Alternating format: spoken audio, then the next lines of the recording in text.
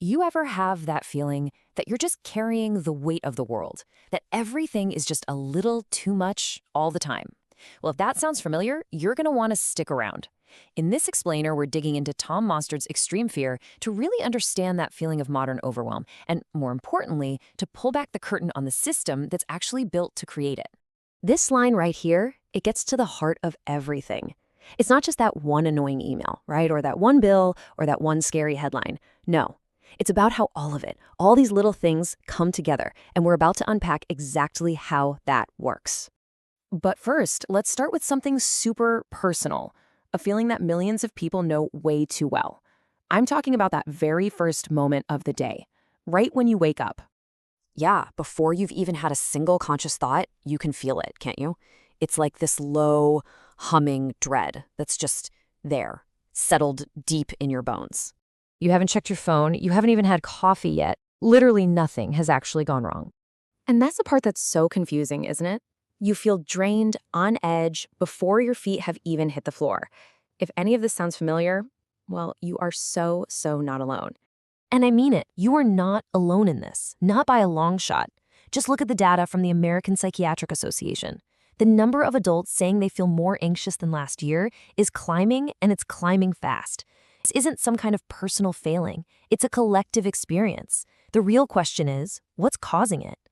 Okay, to get that, we need to look under the hood a little bit, see the actual mechanics of what's going on inside our brains and our bodies. Because this isn't magic, it's biology.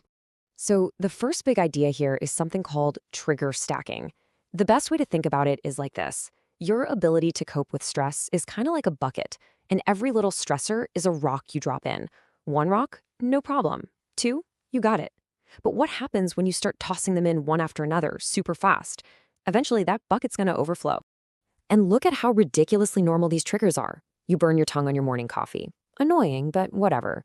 Then a stressful email from your boss pops up. A news alert on your phone flashes something awful.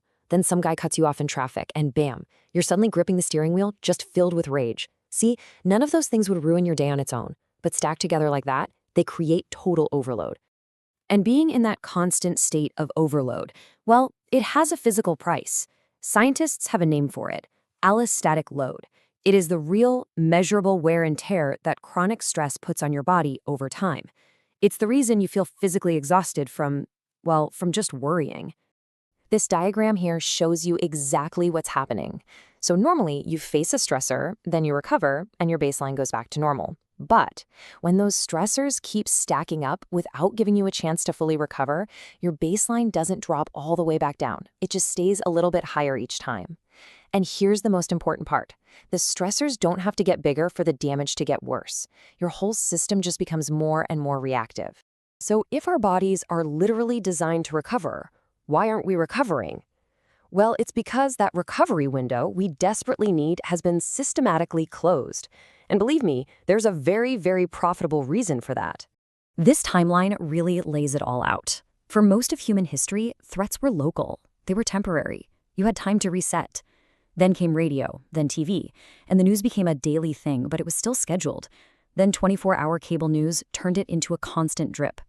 But the smartphone, oh man, the smartphone in 2007, it completely erased the last refuge. It put an endless, infinite stream of triggers right in our pockets 24/7. That recovery window didn't just shrink. For a lot of us, it just slammed shut. And this, right here, is the core takeaway. This feeling of constant anxiety isn't some random accident. It's the predictable result of an entire economic system that's been built to produce that exact feeling. Because that feeling keeps you hooked. It's a feature, not a bug. So how much is that feature worth? Well, how about over $160 billion? I mean, that's just a massive, mind-boggling number, right? So what on earth does it represent?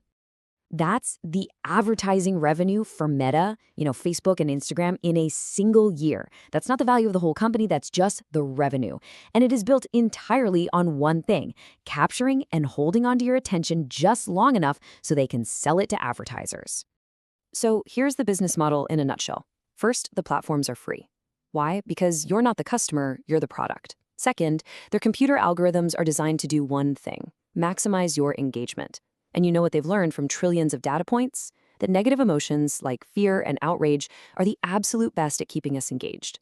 And finally, your engaged attention gets packaged up and sold.